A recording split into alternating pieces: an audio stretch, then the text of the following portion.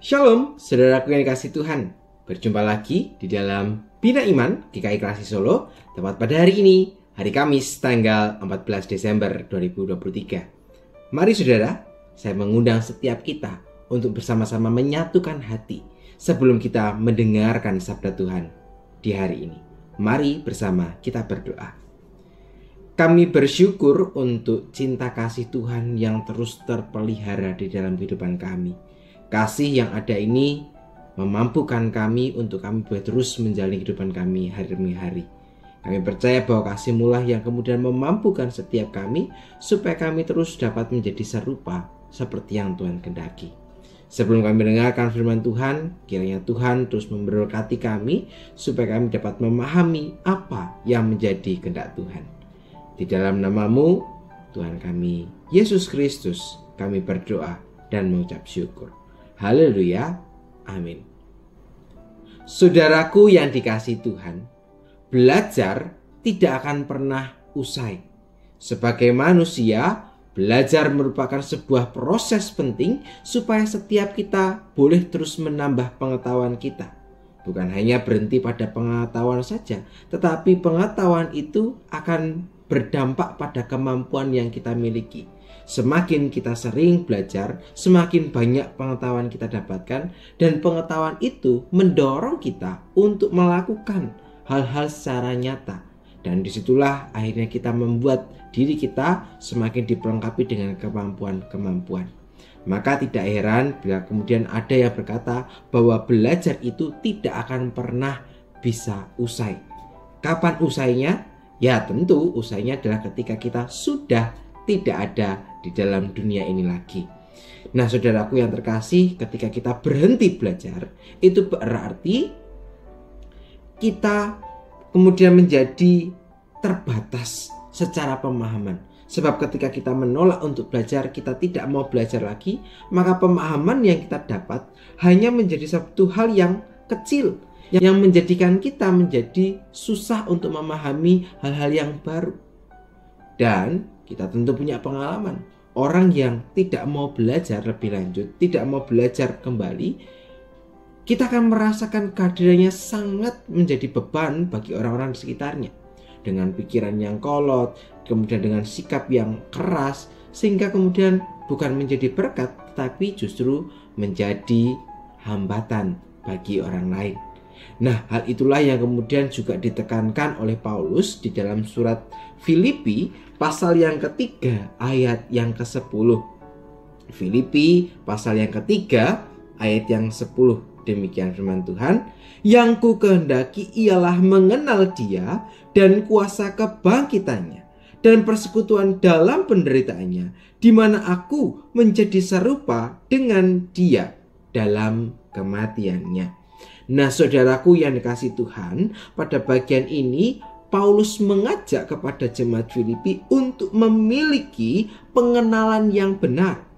Pengenalan yang benar itu didapatkan ketika mereka menjalin relasi yang intens atau memiliki relasi yang terus-menerus dibangun. Tetapi mengapa kemudian Paulus menuliskan surat ini yang menjadi salah satu surat yang menegur kepada jemaat di Filipi? Ternyata kalau kita membaca pada bagian sebelumnya, kita bisa melihat bahwa ternyata jemaat Filipi sedang dalam kondisi yang tidak baik-baik saja. Jemaat Filipi memang menjadi jemaat yang dirintis oleh Paulus. Tetapi ketika surat ini dituliskan, Paulus sedang tidak ada bersama dengan mereka. Sebab dikatakan di dalam Alkitab, ketika surat Filipi ini dituliskan, Paulus sedang berada di dalam penjara oleh karena pengkabaran Injil yang ia lakukan. Tetapi pada bagian ini Paulus ingin menegur kepada jemaat di Filipi, sebab mereka tidak menghidupi apa yang menjadi firman Tuhan. Ketika mereka diberikan pernyataan, ketika mereka diajari oleh Paulus bahwa keselamatan itu bukan dari hasil usaha mereka, tetapi keselamatan itu diberikan oleh Allah, oleh karena kasih karunia. Jadi apapun yang dilakukan sebagai manusia, setaat apapun, itu tidak akan menyelamatkan kita.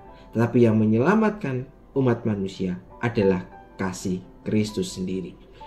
Nah, hal itu terjadi ternyata di dalam jemaat Filipi sedang disusupi oleh para guru-guru palsu. Kalau kita melihat di ayat kedua, dia dikatakan sebagai para pekerja-pekerja jahat, penyunat-penyunat yang palsu. Mereka adalah orang-orang Yahudi yang kemudian menjadi mengikut Kristus. Tetapi ketika mereka mengikut Kristus, mereka berhenti pada pemahaman bahwa hukum Taurat itulah yang akan menyelamatkan mereka. Padahal secara jelas Tuhan mengatakan bahwa kehadirannya ke dunia untuk menyelamatkan.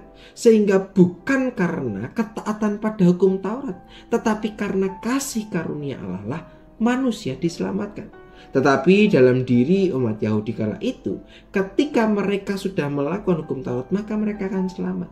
Untuk itulah kemudian orang-orang ini menghasut orang-orang di Filipi untuk menyunatkan dirinya, seperti yang dikatakan di dalam hukum Taurat.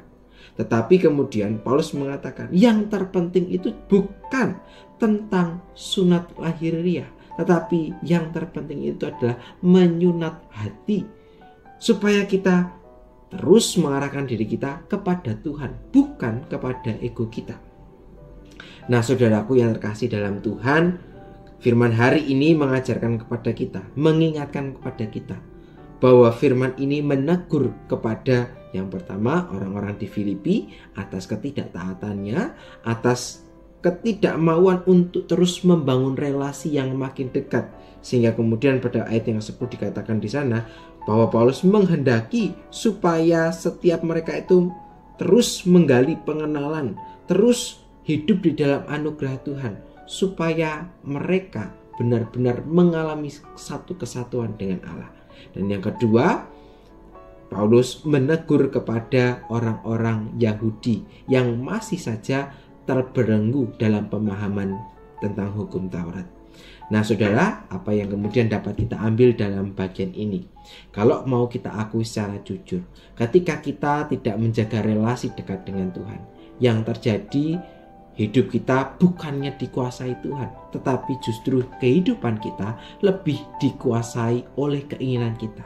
Apa yang menjadi keinginan kita, kemudian kita paksa Tuhan untuk mengabulkan apa yang kita minta.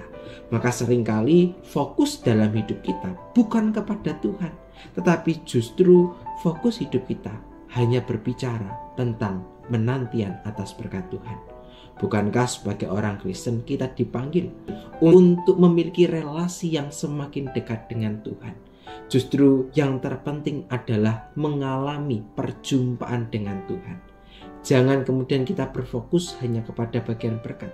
Maka hari ini setiap kita diundang Tuhan untuk kembali di dalam masa Advent ini. Kita diminta Tuhan untuk setia dan taat, menjaga relasi dengan Tuhan lewat kehidupan kita hari lepas hari. Mari bersama kita menilik hati kita. Sudahkah kita benar-benar memfokuskan diri kita sesuai dengan kehendak Allah, atau justru kita memaksakan Tuhan untuk memenuhi segala keinginan kita? Paulus memberikan penekanan kepada jemaat di Filipi sebab ia punya pengalaman. Dari pengalaman itulah ia belajar supaya setiap orang tidak jatuh sama seperti yang dialami oleh Paulus di masa lalu. Maka saat ini kita juga diundang Tuhan untuk menilik hati kita, merubah hati kita supaya kita semakin serupa dengan Tuhan. Mari bersama kita akan menutup perenungan ini di dalam doa. Mari kita berdoa. Kami bersyukur untuk setiap teguran yang Tuhan beri. Melalui pembacaan firman hari ini kami tahu bahwa Tuhan menghendaki setiap kami mengkoreksi diri supaya kami menjadi semakin serupa dengan-Mu, bukan menjadi menguasai kehidupan ini dengan memaksa Tuhan untuk memenuhi segala keinginan kami. Ajarlah kami untuk kami boleh menikmati setiap proses jatuh bangun itu bersama dengan Tuhan. Berikan kami kekuatan, berikan kami hikmat, doronglah setiap kami supaya kami menjadi semakin serupa dengan Engkau. Terima kasih ya Tuhan untuk cinta kasih dan berkat yang terus Engkau berikan pada setiap kami. Di dalam nama-Mu, Tuhan kami, Yesus Kristus, Juru Selamat kami yang hidup, kami berdoa. Amin. Saudaraku yang dikasihi Tuhan, demikianlah permenungan kita. Demikianlah Bina Iman kita hari ini. Selamat melanjutkan aktivitas dan selamat berjalan bersama dengan Tuhan. Tuhan menyertai setiap kita. Sampai jumpa.